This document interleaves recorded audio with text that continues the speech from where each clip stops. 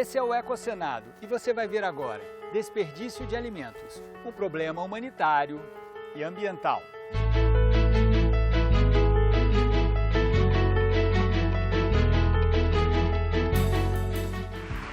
Dia do Índio é celebrado no plenário do Senado. Nossa voz seja mais ouvida dentro da universidade, para que o conhecimento que levamos para dentro da universidade seja ampliado. Desmatamento zero na Amazônia em debate na Comissão de Direitos Humanos. No quadro Espécies Ameaçadas, você vai conhecer o elefante. A arqueologia da Amazônia em uma websérie do Instituto Mamirauá.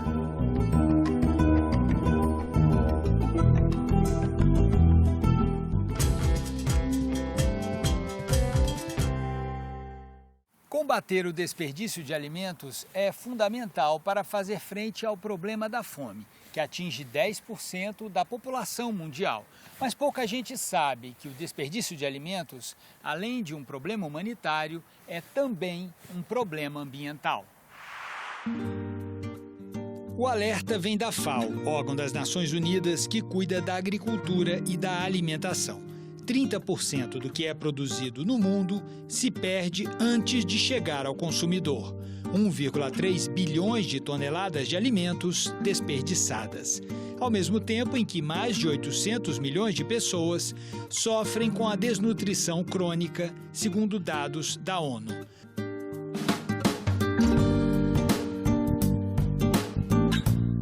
No Brasil, 26 milhões de toneladas de alimentos são perdidos a cada ano. E só no ano passado, 7 milhões de brasileiros sofreram com o fantasma da fome, segundo o IBGE. Mas como enfrentar esse problema? No restaurante da Universidade de Brasília, fomos em busca de respostas para essa pergunta. A Joana é nutricionista e ela é coordenadora de alimentação aqui do restaurante universitário. Joana, quantas refeições são servidas todos os dias aqui nesse restaurante? Cerca de 11 mil refeições por dia. Com esse volume todo de comida, o risco do desperdício é muito grande, não é? É muito grande. O que vocês fazem para evitar esse problema? A gente começa tentando aproveitar o mais integralmente possível os alimentos que a gente serve. Então a gente tenta utilizar as folhas de alguns vegetais que naturalmente seriam desprezados, vamos supor o rabanete. A gente coloca na salada também junto com o rabanete, né? A gente tenta usar cascas nos preparos, fazer doces com as cascas também. A gente chega a utilizar vegetais que sobram para engrossar molhos. Enfim, tudo isso agregando mais valor nutricional à nossa refeição, porque isso é uma preocupação também, mas tentando diminuir o máximo possível das aparas que são eliminadas. Além do que, a gente procura fazer todo um controle de fluxo para que o alimento que vem para o refeitório ele seja exatamente o alimento que vai ser consumido. Todo o alimento preparado, ele fica na cozinha central, sob controle bem grande de segurança alimentar, e aí quando ele não é mais manipulado, ele pode ser reaproveitado em outros dias, com outras preparações também.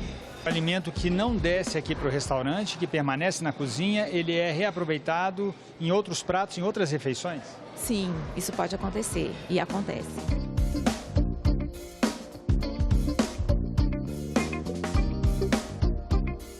Conversamos também com Lucas Gaioso, pesquisador do IBICT, formado em ciências ambientais. Ele realizou um filme sobre o tema desperdício de alimentos como parte de seu trabalho de conclusão de curso e destaca os impactos ambientais do problema. Será que todo recurso natural, água, solo, ar, biodiversidade, que cede energia e matéria para produzir alimentos, chega ao seu destino final? O foco do filme foi principalmente esse, de mostrar que não só a segurança alimentar é afetada com desperdício, mas você tem assoreamento dos rios, você tem solos sendo degradados, você tem florestas sendo derrubadas para produzir aquele alimento. Então, florestas sendo derrubadas é menor captação de carbono. Então, você tem serviços ecossistêmicos que são degradados por conta desse desperdício, dessa perda.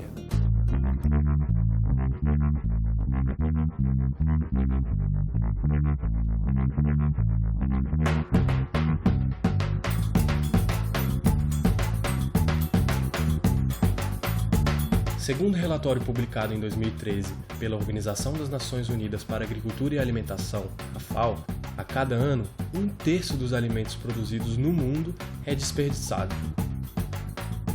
Isso implica também no desperdício de toda a energia, mão de obra, água, fertilizantes e defensivos envolvidos no processo produtivo. Cerca de 805 milhões de pessoas ao redor do mundo sofrem de fome crônica. 1 em cada 9 pessoas no planeta estão agora nessa situação. Geralmente, países em que há grande produtividade de alimentos, diversidade, mas que não tem uma infraestrutura adequada ou processos tecnológicos avançados que permitem o acondicionamento e o transporte desses alimentos de maneira mais adequada, são países que acabam desperdiçando mais.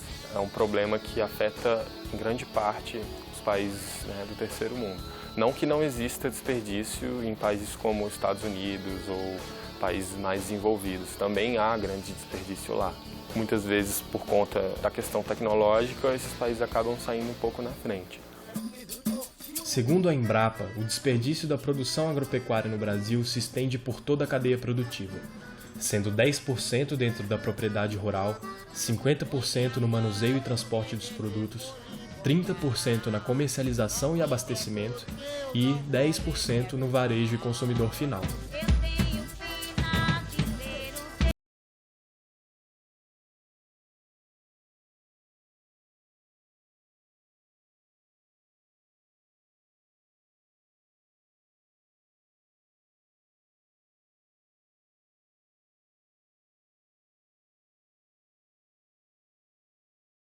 De separação dos produtos, na fase do manuseio, onde são observados os graus de maturação, tamanho e condição física.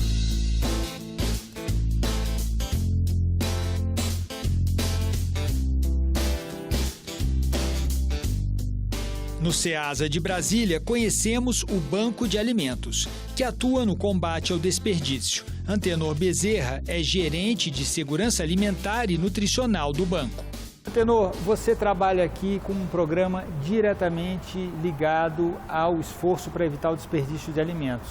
Então, eu queria saber a sua avaliação. O que precisa ser feito para a gente diminuir esse problema tão grave que é a estatística de que 30% dos alimentos produzidos no mundo são desperdiçados sem que cheguem ao consumidor?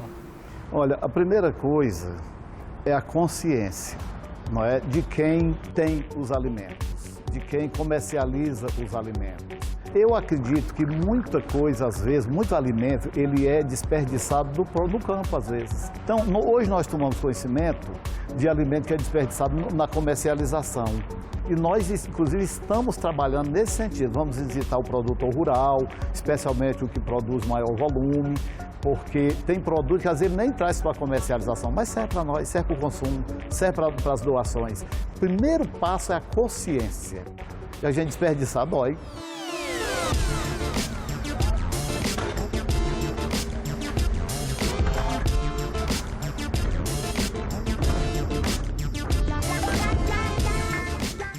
O alimento, quando ele chega a esse ponto, quando ele chega aqui no banco de alimento, ele já percorreu, já causou muita despesa para quem produziu. O custo da produção, às vezes, quando a gente consome, o consumidor em si, que não é o produtor, ele não tem muita noção de qual é o custo do alimento quando ele chega em condições de consumo. Você tem o preparo da terra, você tem a plantação, a colheita, você tem tudo isso.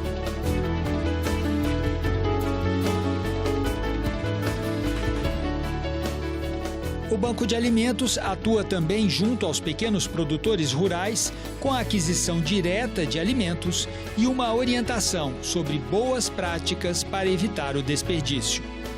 Todos os agricultores cadastrados tiveram que se aderir ao programa de boas práticas agrícolas da Secretaria de Agricultura. A gente compra produtos dos agricultores familiares cadastrados do DF e doa aqui para o Banco de Alimentos. O Banco de Alimentos doa para as instituições socioassistenciais que estão cadastradas aqui no Banco de Alimentos. Só que para esse produto chegar aqui, tem todo um trabalho que é feito na agricultura, que é com os escritórios da Emater, de orientar os agricultores a como produzir, como colher, manipular esse alimento após a colheita de forma correta para evitar desperdício, para esse produto chegar aqui em boas qualidades e visando muito evitar o desperdício e melhorar a qualidade do produto que a gente consome. Esse programa desperdiça recurso público porque nós somos pagos pelo Estado, mas sai muito barato para o consumidor mesmo, para nós fornecermos aqui. Ele, na realidade, ele não envolve dinheiro diretamente, né? É muito importante, a gente tem muito orgulho do que nós fazemos aqui. Zanor, obrigado pela sua participação aqui no programa Ecocenado. E a gente espera que essa reportagem sensibilize a você para a importância de combater o desperdício de alimentos.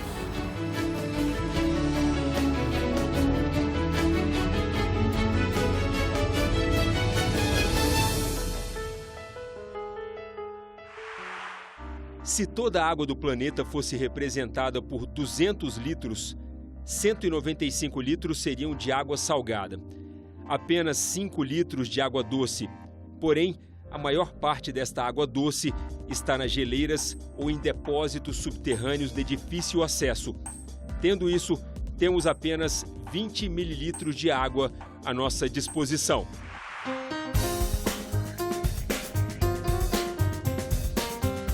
O 23º Congresso Brasileiro de Direito Ambiental acontece entre os dias 26 e 30 de maio em São Paulo, com o tema 30 anos da Constituição Ecológica, desafios para a governança ambiental. Quem promove é o Instituto O Direito por um Planeta Verde. Para mais informações, acesse o site congresso.planetaverde.org. Desmatamento zero na Amazônia, produção de energia renovável no Brasil. Temas em debate nas comissões do Senado.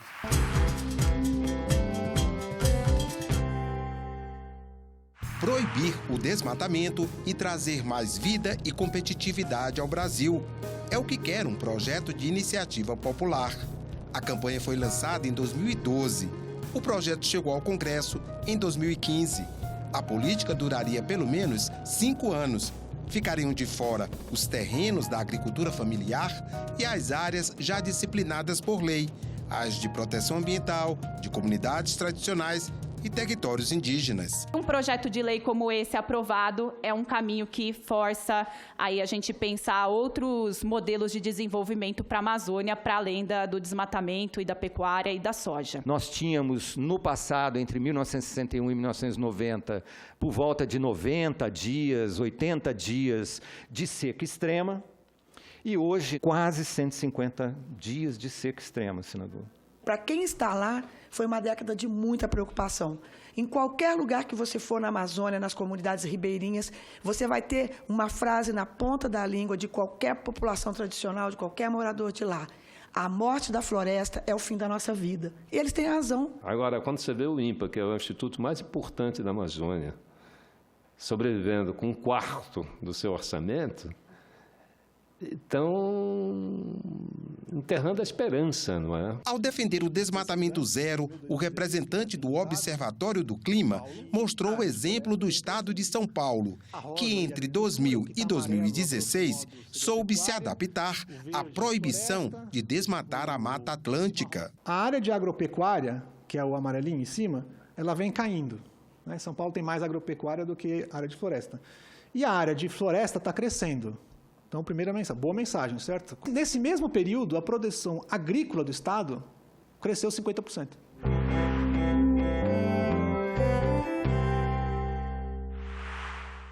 O Brasil possui hoje capacidade instalada de quase 166 mil megawatts de energia.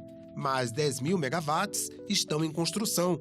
Do total produzido hoje, mais de 80% de energia vem de fontes renováveis, sendo que as usinas hidrelétricas contribuem com 83% desse total. O representante da Agência Nacional de Energia Elétrica destacou o impacto positivo que as hidrelétricas trazem para o desenvolvimento sustentável das cidades onde estão instaladas. Para 176 cidades que têm PCHs, entre 2000 e 2010, o IDH, por exemplo, ele variou positivamente em cerca de 20%. O compromisso brasileiro é aumentar para 23% em 2030 a participação das energias eólica, solar e de biomassa. Mas já em 2026 deverá garantir 86,9% de energias renováveis e reduzir a participação de petróleo e derivados dos atuais 2% para 0,5% da matriz energética. Essa meta é reduzir até 2025 37% das nossas emissões de gás de efeito estufa, em comparação com o ano 2005, com uma contribuição indicativa de 43% de redução de emissões de gás de efeito estufa em 2030, com base no ano de 2005. Isso é extremamente ambicioso. Apesar do cenário positivo, o senador Hélio José reconheceu que há muito por fazer. Toda a capacidade tecnológica que nós temos. Não temos investidores competitivos feitos no mercado brasileiro, para a questão das energias solar fotovoltaica. Não temos painéis de captação de energia solar fotovoltaica competitivo para o mercado e com durabilidade necessária. Tudo por falta de investimento e falta de fomento nesse setor importante.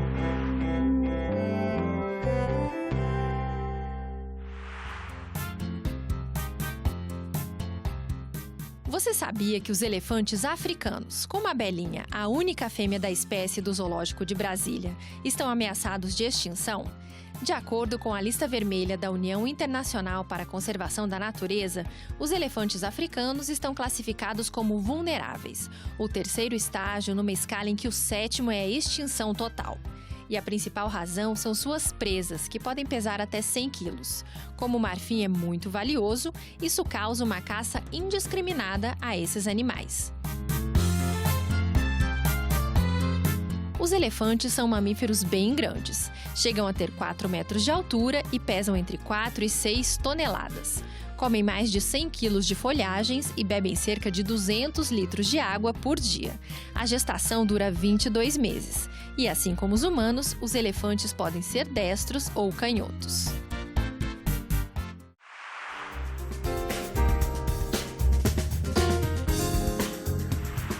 De autoria do senador Antônio Carlos Valadares, o PLS 541 de 2015 proíbe a pulverização aérea de agrotóxicos para qualquer finalidade. Também proíbe o registro de agrotóxicos que possuam em sua composição determinados ingredientes, como, por exemplo, o glifosato. O projeto já foi aprovado pela Comissão de Assuntos Sociais, mas foi rejeitado na Comissão de Meio Ambiente e agora está em análise na Comissão de Agricultura. Na sessão especial do plenário do Senado para celebrar o Dia do Índio, críticas aos cortes orçamentários sofridos pela FUNAI e a falta de um representante indígena na presidência do órgão.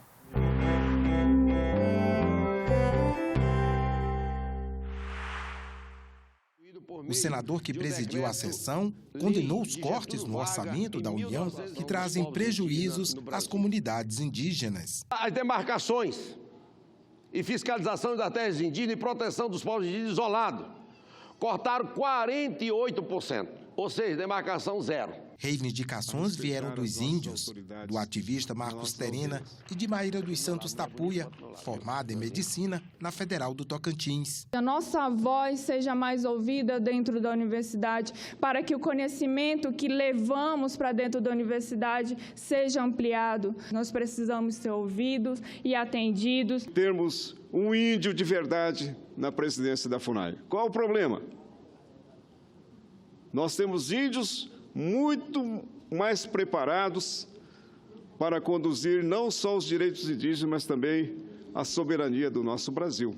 Em tempos de xingamentos, ofensas e difamações, Terena deu uma aula de civilidade, recortando os tempos em que, em plena ditadura, lideranças indígenas dialogavam com as autoridades do país. Enfrentando os estrategistas militares lá no Palácio do Planalto. Nunca tivemos medo deles, mas eles tinham medo da gente, parece. Mas sempre respeitamos, porque a autoridade do Brasil tem que ser respeitada, homem, mulher, qualquer que seja. Assim aprendemos a respeitar as nossas autoridades nas nossas aldeias. Autocríticas e propostas vieram dos senadores que falaram da tribuna e do representante do Ministério Público Federal. Representam o nosso presente e a garantia de seus direitos indisponíveis é dever do Estado e não liberalidade. Hoje, certamente, nossas escolas estão cheias de meninos e meninas pintadinhos como índio, vestidos como índio, sem saber o significado daquilo. Porque a lei não é para isso, a lei é para estudar a fundo a cultura, que é para compreender. Para ver se muda a atitude, só muda a atitude se compreender. Aqui nós temos parlamentares que defendem a causa indígena, mas não são escolhidos, não são eleitos pelos povos indígenas. E a gente precisa construir, senador Telmário, essa possibilidade de introduzirmos mecanismos constitucionais para que os povos indígenas, que já representam 1 milhão de pessoas no país, tenham definitivamente uma representação no parlamento escolhido por eles.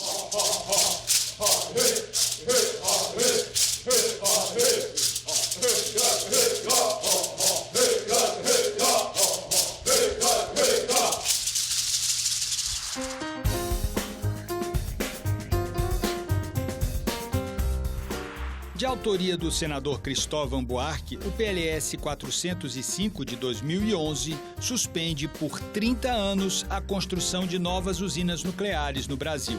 A proposta recebeu parecer contrário do relator na Comissão de Meio Ambiente, mas o autor da matéria pediu informações ao Tribunal de Contas da União sobre o grau de comprometimento das obras de Angra 3, em virtude das fraudes em licitações. A matéria ainda será analisada nas comissões de Ciência e Tecnologia e de Infraestrutura.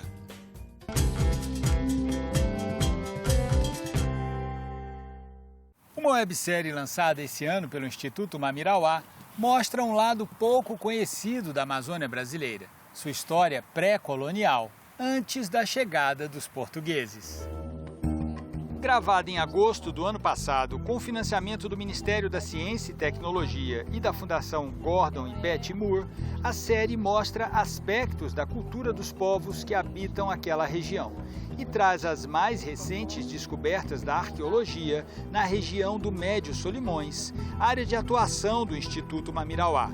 Veja agora trechos do primeiro episódio da série, que pode ser visto na íntegra pela internet. Para chegar aqui, por exemplo, numa embarcação regional, nós levamos 15 horas, carregados de malas, carregados de ferramentas para o campo, e a gente não teria conseguido fazer isso se a gente não tivesse uma logística para que isso acontecesse.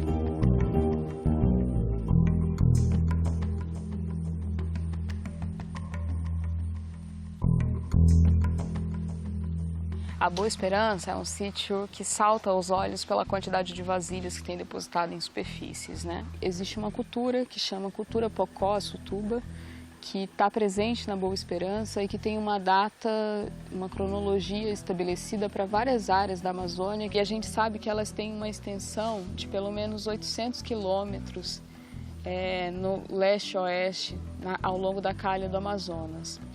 Então elas ocorrem aqui, ocorrem na Amazônia Central, ocorrem também na foz do Rio Amazonas, lá no Pará. E a gente acha que, apesar de termos esses sítios mapeados, que já são muitos, essas ocupações eram ainda mais extensas.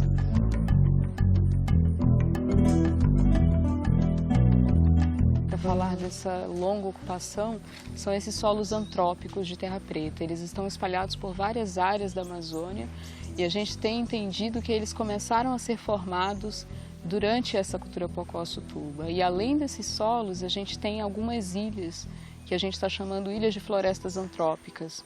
São espécies que estão presentes na Amazônia e que parecem ter sido cultivadas e manejadas há muito tempo. Quando a gente está olhando para essas áreas, para esses sítios que estão sendo ocupados há muito tempo, a gente está pensando em povos, em grupos, em pessoas, né?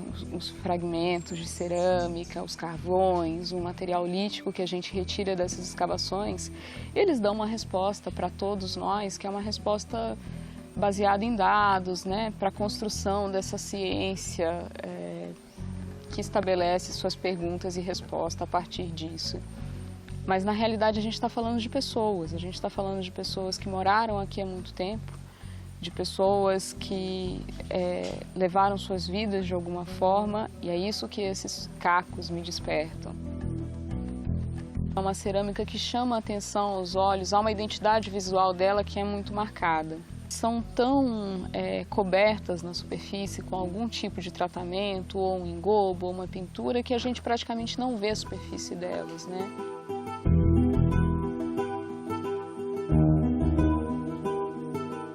Esse foi o Ecosenado. Entre em contato com a gente pelo telefone 0800 61 2211 ou pela internet. Nosso endereço é www.senado.leg.br/tv. Até o próximo programa.